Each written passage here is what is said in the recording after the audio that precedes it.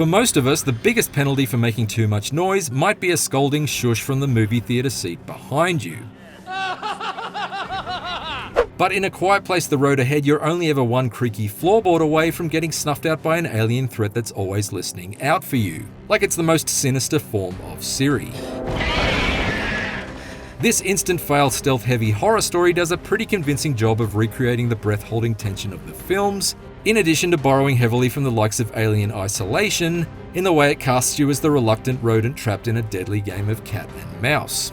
The result is a consistently stressful undertaking from start to finish, even though my careful creep down the road ahead moved at a relentlessly glacial pace and occasionally snagged on some slightly curious design decisions.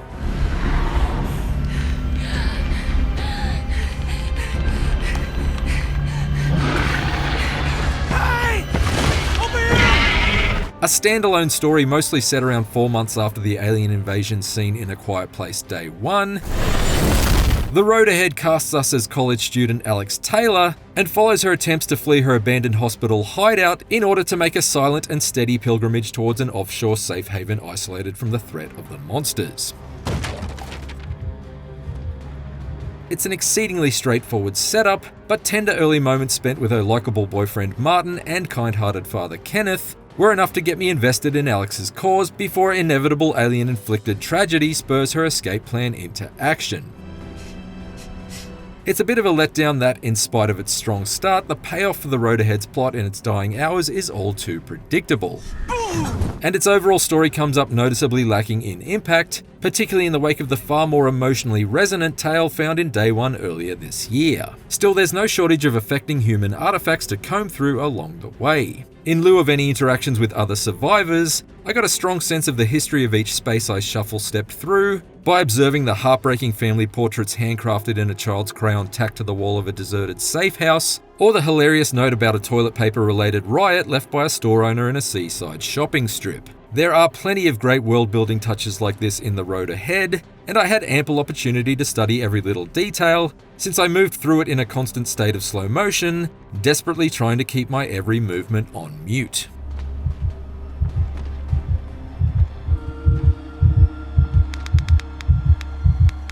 It might be a first-person adventure almost completely devoid of combat, but The Road Ahead is no walking simulator.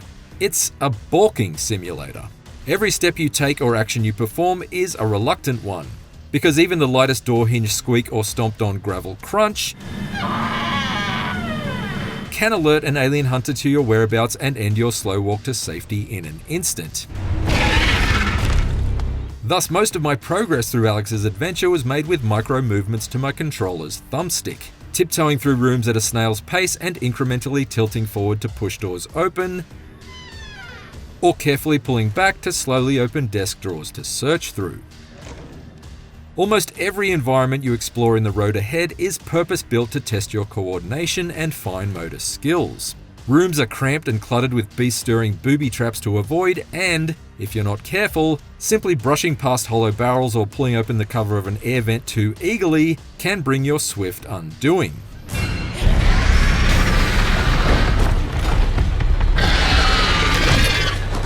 Thankfully, Alex is given a homemade phonometer early on, which, when carried in her left hand, indicates the decibel level produced by her movements relative to the overall volume of the ambient sounds around her.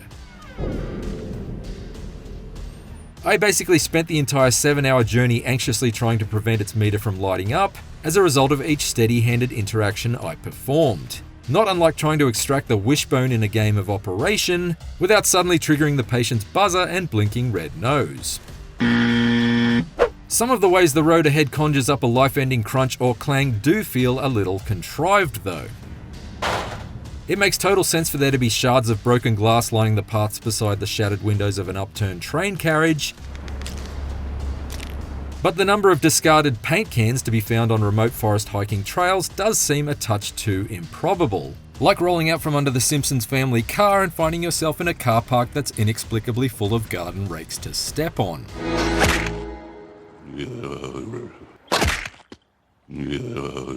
I managed to suspend my disbelief and just abide by the noise-making obstacle course that the developers have created, but I do wish they'd been able to disguise their monster-rousing trip-ups a little more organically.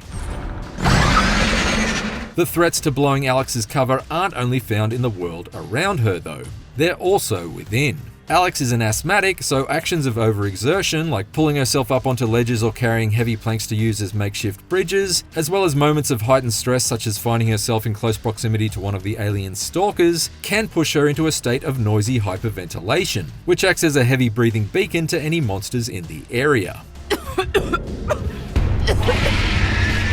This brings the welcome challenge of identifying when to best use the inhalers that can be collected along the way, even if it does seem a little silly that they're single use only, as though their previous owners huffed each of them right up to the limit.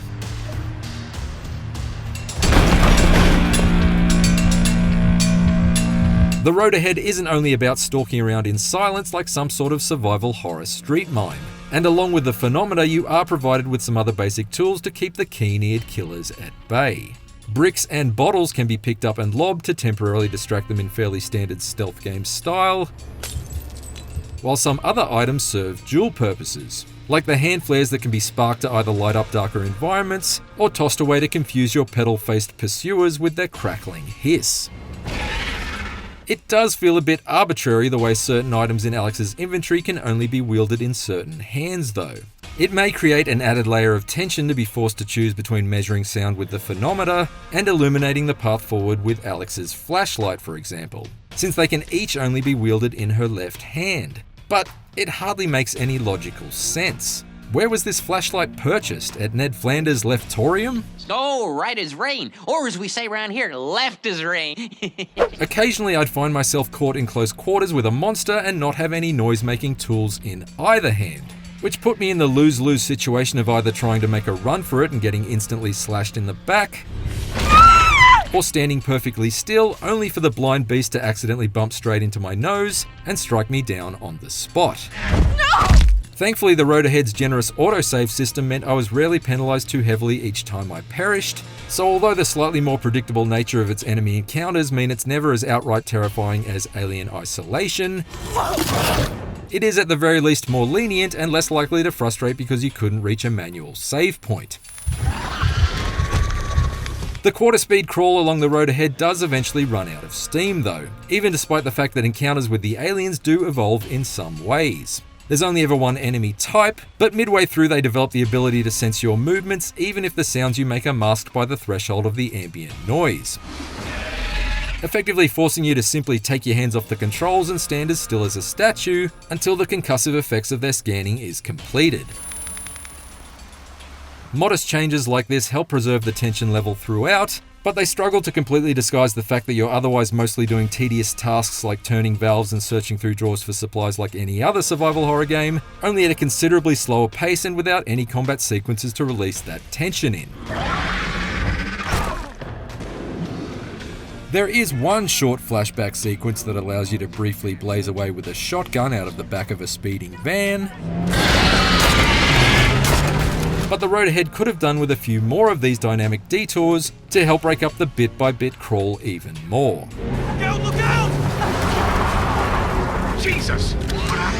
A Quiet Place: The Road Ahead does a commendable job of taking the uniquely silent scary movie series and spinning it into an interactive adventure, even if its methods for sustaining stress seem a bit too clearly contrived at times. I greatly appreciated the many handcrafted human touches that made its evacuated spaces so evocative, and the safety net of its consistent autosave meant that my numerous instant deaths never became a source of frustration. However, although it may maintain a regularly tense atmosphere every shuffled step of the way, the absence of any significant story surprises or enough substantial changes to its simplistic stealth-based gameplay means that A Quiet Place: The Road Ahead doesn't quite have enough twists and turns to make for an unmissable journey. For more horror stories, check out our reviews of Silent Hill 2 and Until Dawn, and for everything else, stick with IGN. No!